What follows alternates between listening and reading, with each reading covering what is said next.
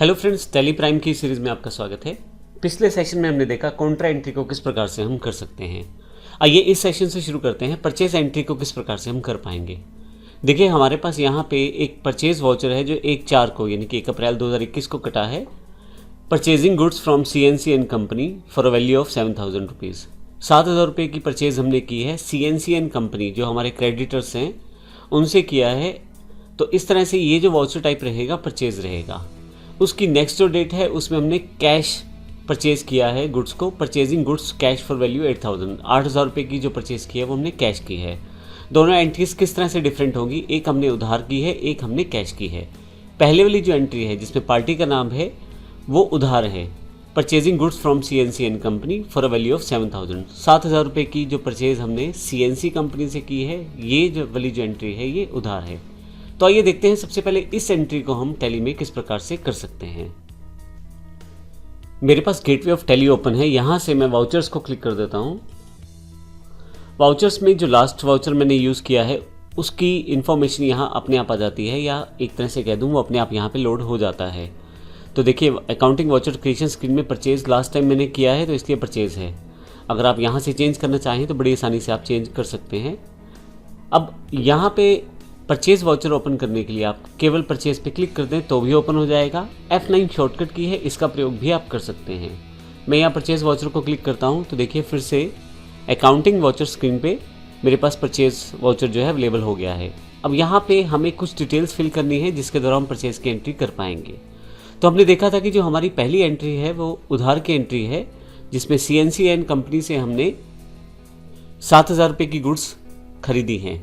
इसमें एक इम्पोर्टेंट बात और, क्योंकि हमने अभी तक इन्वेंट्री ऑप्शन को ऑन नहीं किया है, हमने केवल अकाउंट्स ओनली ऑप्शन को ऑन किया है कंपनी बनाते वक्त। इसका मतलब ये हुआ कि अभी हम केवल अकाउंट्स बनाने सीख रहे हैं। अभी हम इन्वेंट्री के साथ अकाउंट्स की एंट्री नहीं कर रहे, स्टॉक के साथ अकाउंट्स की एंट्री नहीं कर रहे। हालांकि मैं आने वाले एडवांस लेक्चर्स में हम इन सभी चीज़ों को सीखेंगे कि किस प्रकार से हम स्टॉक के साथ परचेज़ की एंट्री कर पाएंगे। अभी के लिए सिर्फ ये समझने के लिए टैली प्राइम में आप एंट्रीज किस तरह से कर सकते हैं उसके लिए मैं बेसिक एंट्रीज आपको बता रहा हूँ। पहले आहिस्ता आहिस्ता हम एडवांस एंट्रीज की तरफ बढ़ते चले जाएंगे। तो आइए शुरू करते हैं। यहाँ से परचेज जो वाउचर है मेरा नंबर 1 है, और यहाँ पे अगर आप डेट चेंज करना चाहते हैं तो F2 प्रेस करके डेट चेंज कर ले। हालांकि मुझे डेट यहाँ चेंज नहीं करनी है। और इसके बाद सप्लायर इनवॉइस नंबर, यहाँ पे सप्लायर इनवॉइस, क्योंकि मैंने परचेज़ किया है तो मुझे एक बिल मिलेगा सप्लायर से। मैं मान लेता हूँ जो बिल मुझे मिला है वो है CNC PUR 01। फिर से एंटर करता हूँ। यहाँ पे मैंने जैसे बताया आपके पास जो डेट है वो यहाँ से आप मॉडिफाई कर सकते हैं। ये डेट हमारी उस बिल की डेट है जो बिल हमें मिला है सप्लायर से। पार्टी का नाम क्या है, तो देखिए यहाँ पे सभी के अकाउंट्स यहाँ अवेलेबल हो गए हैं। पार्टी का नाम मेरे पास CNC कंपनी वाला है क्योंकि मैंने CNC कंपनी से परचेज़ किया है। तो यहाँ से मैं CNC कंपनी वाला को सिलेक्ट कर लेता हूँ। जैसे सिलेक्ट करता हूँ मेरे पास ऑटोमेटिकली उस कंपनी की पार्टी डिटेल्स यहाँ पे अवेलेबल हो जाती हैं। तो ये सारी डिटेल्स जब हमने अकाउंट बनाया था, लेजर अकाउंट बनाए थे, वहाँ पे फिल की थी, वे सारी डिटेल्स यहाँ अवेलेबल हैं। जो जो डिटेल आपने फिल की हैं वो सारी की सारी अवेलेबल हैं। आप चाहें तो बाद में भी जाके चेंजेस कर सकते हैं। ऐसे केसेस में आपको वो लेजर अकाउंट पे अल्टर में जाके फिर से चेंज करना है। यहाँ मैंने CNC एंड कंपनी को सिलेक्ट किया है। अगर आप चाहें तो यहाँ से अगर उस पार्टी का अकाउंट पहले से नहीं बना हुआ, लेजर नहीं पहले से बना हुआ, तो आप क्रिएट पे जाकर यहाँ से बना सकते हैं। लेकिन अभी मेरे पास पहले से बना हुआ तो मैं यहाँ एंटर कर देता हूँ, और इन ऑप्शंस में अगर मैं कुछ चेंज करना है तो मैं यहाँ से चेंज कर सकता हूँ। और फाइनली जो एक्सेप्टेंस है उसके बाद मैं नीचे की तरफ आ जाऊँगा। तो अब मेरे पास पर्टिकुलर्स पे कर्सर आ गया है। यहाँ से मुझे बताना है कि मेरी एंट्री किसके रिगार्डिंग है। तो मेरी जो प्रोडक्ट है या जो मेरा परचेज़ है उसकी इन्फॉर्मेशन यहाँ दूंगा मैं। अब यहाँ पे एक और इम्पोर्टेंट बात, मैं यहाँ पे 3 तरह के मोड में एंट्री कर सकता हूँ। अगर आप यहाँ देखें चेंज मोड आपके पास ऑप्शन अवेलेबल है। तो यहाँ अगर मैं चेंज मोड पे क्लिक करूँ तो मेरे पास तीनों मोड अवेलेबल हो जाएंगे, आइटम इनवॉइस, अकाउंटिंग इनवॉइस और एज वाउचर।